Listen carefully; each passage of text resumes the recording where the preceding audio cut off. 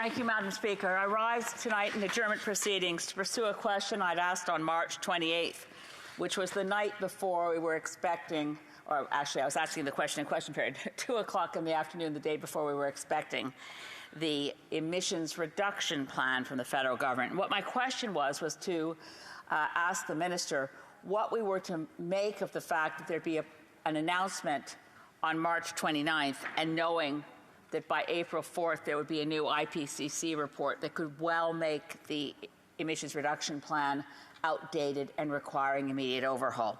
Not surprisingly, the parliamentary secretary who responded felt that we were really on track, but they did, I have to say that the parliamentary secretary did say we will need to do more.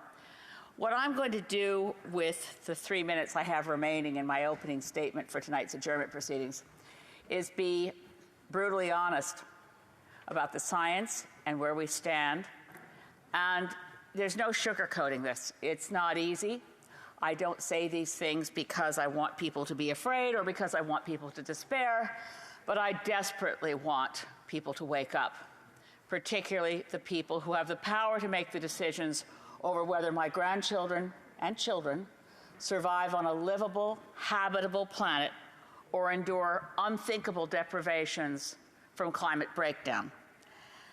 What we didn't know when I asked this question on March 28th was what the third working group of the Intergovernmental Panel on Climate Change in their 6th assessment report would say. And it advanced the clock. It advanced our timetable more than I'd expected. It shook me, and I've been working on the climate issue since 1986 when I was in Environment Canada. What the IPCC said was that to hold to 1.5 degrees Celsius, which is the target of the Paris Agreement, at best, at most, we must try, and at the very least, as far below 2 degrees as possible, global average temperature increase above what it was before the beginning of the Industrial Revolution. Hard concepts to get your head around, long to describe. But what the IPCC said on April 4th makes the government's plan from March 29th completely useless. Doing better, doing more, trying hard means nothing if you miss the main point. And the main point is this.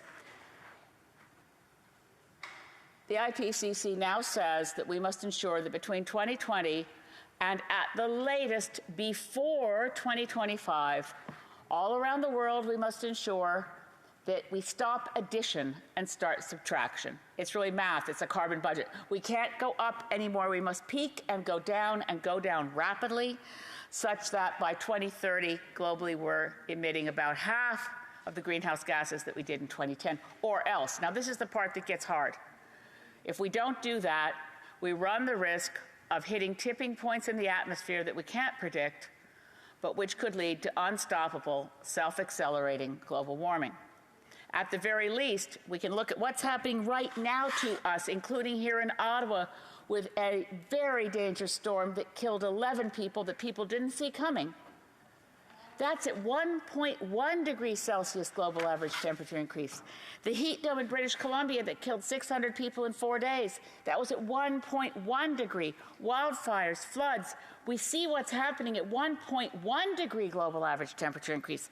And we are pretending that we have it under control as we stand at the very edge of too late. And because it's not too late. The Honourable Parliamentary Secretary to the Minister of Environment and Climate Change. Well, thank you, Madam Speaker, and thank you to my friend and honourable colleague from Saanich Gulf Islands. And I agree with her that the recent IPCC report is a stark reminder of the impact of climate change. As climate impacts intensify, it is only becoming more obvious that moving to a clean net zero economy is critical to protecting the well-being of Canadians and communities and securing Canada's economic future. At COP26, Canada announced it will take additional action to significantly reduce GHG emissions from the oil and gas sector by setting emission caps At COP26, Canada also joined over 100 countries in signing the Global Methane Pledge to reduce global anthropogenic methane emissions by 30% by 2030.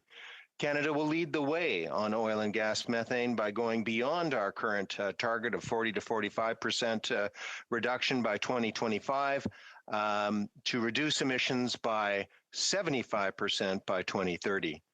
As countries and businesses around the world move rapidly towards net zero emissions, more ambition is needed today to ensure that Canada is not left behind and can secure a foothold in the low carbon future.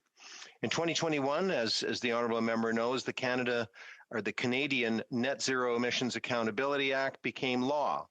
The Act enshrines Canada's commitment to achieve net zero emissions by 2050, establishes Canada's 2030 target as the first key milestone for this path, and ensures a transparent and accountable process in meeting our climate objectives. The 2030 Emissions Reduction Plan, or the ERP for short, was established on March 29th and is the first of many to come under the Act. The ERP is more than about achieving incremental GHG emission reductions to reach Canada's 2030 target. It is also about putting in place foundational measures to ensure that Canada's future is not only carbon neutral, but makes energy alternatives more affordable and creates new sustainable job opportunities for workers. The ERP includes a suite of new mitigation measures and strategies, building on the foundation set by the Pan-Canadian Framework and the 2020 Strengthened Climate Plan, and considering the best available science, Indigenous knowledge, and the advice of the Net Zero Advisory Body. Achieving Canada's climate objectives will be a whole of economy and whole of society effort, Madam Speaker. Every economic sector has a role to play and responsibility to reduce emissions, but the pathway to achieving emissions reductions will look different for each. The 2030 ERP takes into account this reality, sets out guideposts for each sector to further reduce emissions, and highlights the measures and strategies towards emission reductions of 40% below 2005 levels. And just finally, Madam Speaker, the honourable member will know the emissions reduction plan includes $9.1 billion of new federal investments on top of the $100 billion that's already been invested since 2015. Very, very important investments indeed in climate action. Thank you, Madam Speaker. The honourable member for Saanich Gulf Islands. With 1 minute left, Madam Speaker, let me be very clear with my friend, the Parliamentary Secretary. Net zero by 2050 is fraud. Net zero by 2050 in the absence of the targets I mentioned earlier, peaking well before 2025, dropping in half by 2030, not adding, only subtracting. Approving Bay du Nord is adding. Building the TMX pipeline is adding. Having an emissions reduction plan that says by 2030, Canada's production of oil and gas will go up by 21% is adding. And what is it adding? It's adding to the almost certainty that my grandchildren will not be on a livable world because too many people thought it was too hard to do what must be done. And I will not give up on this government doing the right thing because they must know better. They must know better than what they're doing. Honourable Parliamentary Secretary. Well, Madam Speaker, with respect, we are subtracting by investing in nature and natural climate solutions to deliver additional emission reductions and making significant new investments to support a sustainable future for Canadian farmers. Further, the Government of Canada is driving down carbon pollution from the oil and gas sector with an emissions cap.